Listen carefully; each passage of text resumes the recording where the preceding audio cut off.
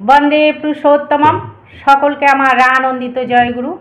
আজ প্রথমেই আমি কিছু কথা বলছি যে কিছুদিন আগে আমরা দেওঘর গেছিলাম। সেখানে আমি পূজনীয় অবিন দাদার কাছে আমার ইউটিউব চ্যানেলের কথা আমি বলি। সেখানে উনি আমাকে বললেন যে নারীর নীতির ওপর বেশি করে জোর দিতে, নারীর নীতিটা ভালো করে পড়ে ব্যাখ্যা করতে। তাই আজ আমরা ইষ্টকথায় আমার পরম দয়াল শ্রী শ্রী ঠাকুর যে আমাদের আশীষ বাণী দিয়ে গেলেন মেয়েদের কিভাবে চলতে হবে, সেই নিয়ে আজ আমরা আলোচনা করব। নারীর নীতি থেকে আমরা পাঠ করে সেটা ব্যাখ্যা করব। মেয়ে আমার, তোমার সেবা, তোমার চলা, তোমার চিন্তা, তোমার বলা। পুরুষ জনসাধারণের ভিতর যেন এমন একটা ভাবের সৃষ্টি করে যাতে তারা অবনত মস্তকে নতজানু হয়ে সসম্ভ্রমে ভক্তি গদগদ কণ্ঠে মা আমার, জননী আমার বলে মুগ্ধ হয়, বুদ্ধ হয়, তৃপ্ত হয়, কৃতার্থ হয়। তবেই তুমি মেয়ে, তবেই তুমি সতী। আজ আমরা এটি ব্যাখ্যা করব। আমাদের একটু ব্যাখ্যা করে শুনব। বন্দে পুরুষোত্তম। জয় গুরু। পরম দয়াল কি বলছেন? নারী হতে জন্মে এবং নারী হতে বৃদ্ধি পায়। সেই জন্য তিনি মেয়েদের, বিশেষ করে মা বলছেন না, প্রত্যেক মেয়ে জগৎ জননী, নিজের মায়ের এক একটা রূপ। আর এই নারীর শুদ্ধতার উপর জাতির শুদ্ধতা নির্ভর করে। তিনি এই নারীদের উপর এত জোর দিয়েছেন। এখনও যদি দেখা যায় যে সৎসঙ্গে যে কোনো কাজে মায়েদের ভূমিকা সত্যিকারের বেশি, সৎসঙ্গে যে কোনো কাজে মায়েদের ভূমিকা যেন সবচেয়ে বেশি। যেমন এখন যে এর আগে আমরা দেখেছি দীক্ষা দিবস সময়, সেখানেও কিন্তু মায়েরা কিন্তু বেশি জোর দিয়ে কাজ করেছেন, দাদাদের চেয়ে সফল হয়েছেন। এবং এই যে ডিপি ওয়ার্কের কাজে, সেখানেও কিন্তু মায়েদের ভূমিকা কিন্তু একটা বড় জিনিস। আর একটা দেশের জাতি নির্ভর করে কিন্তু এই মায়েদের উপর। শ্রী শ্রী ঠাকুর তো বলতেন, তাছাড়া নেপোলিয়ান তিনি বলেছিলেন ফ্রান্সের ইয়েতে, যে যদি আমি একটা 5 জন ভালো মা পাই, আমি একটা ভালো নেশন দিতে পারি। 5 জন মা চেয়েছিলেন, ভালো মা। শ্রী শ্রী ঠাকুরও কিন্তু সেই জন্যে বলছেন এই নারীর শুদ্ধতা। নারী আজকে যদি দেখা যায় যে নারী সমাজে যত অবক্ষয় হয়েছে নানাভাবে, আর সেইটা সংক্রমণের জন্যেই পুরো আজ সমাজ কি, পুরো আজ বিশ্ব বিধ্বস্ত হয়ে গেছে নারীদের। সেই জন্য বলছে না যে জাগো লক্ষ্মী মায়ের দল। তিনি নারীর উপর সবচেয়ে বেশি জোর দিয়েছেন। তা কেমন হতে হবে? তা পরম দয়াল এই যে এটা দিচ্ছেন, প্রথমেই যে বলছেন নারীর নেতৃত্বে আশীষ দিচ্ছেন। মেয়ে আমার, তোমার সেবা, তোমার চলা, তোমার চিন্তা, তোমার বলা। পুরুষ জনসাধারণের ভিতর যেন এমন একটা ভাবের সৃষ্টি করে যাতে তারা অবনত মস্তকে নত জানু হয়ে সসম্ভ্রমে ভক্তি গদগদ কণ্ঠে মা আমার, জননী আমার বলে মুগ্ধ হয়, বুদ্ধ হয়, তৃপ্ত হয়, কৃতার্থ হয়। তবেই তুমি মেয়ে, তবেই তুমি সতী।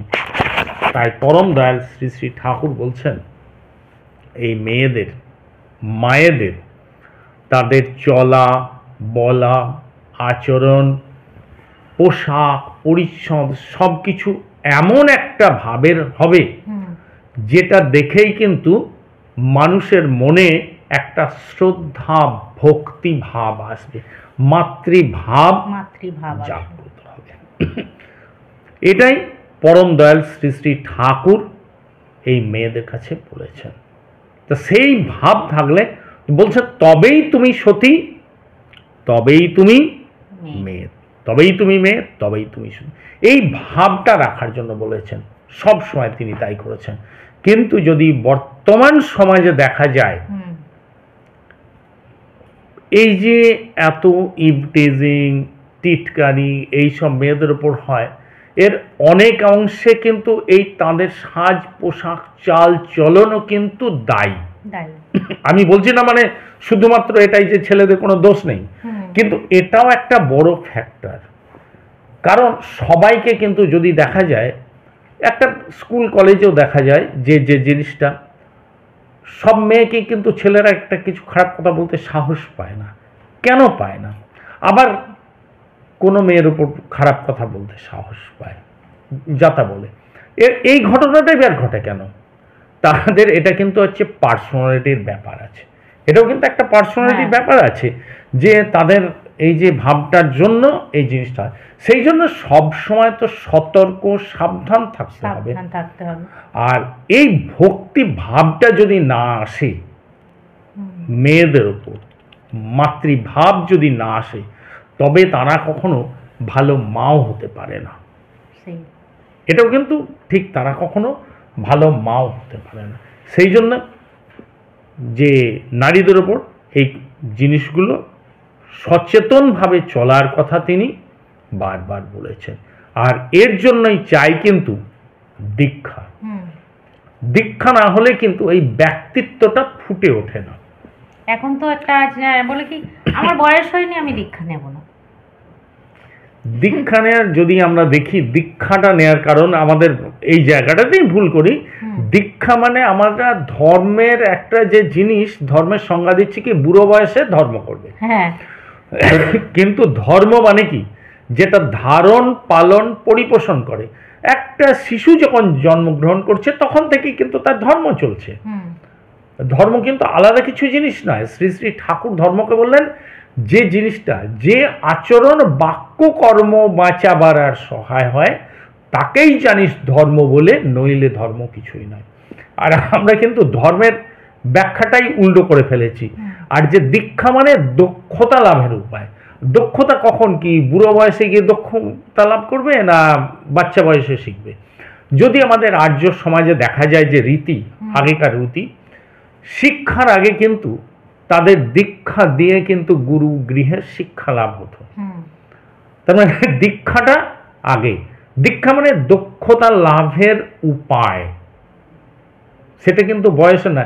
আর এটা হচ্ছে কম বয়স থেকে, ওইখান থেকেই নিতে হয় কিন্তু, যে দক্ষতা লাভ কিভাবে হবে।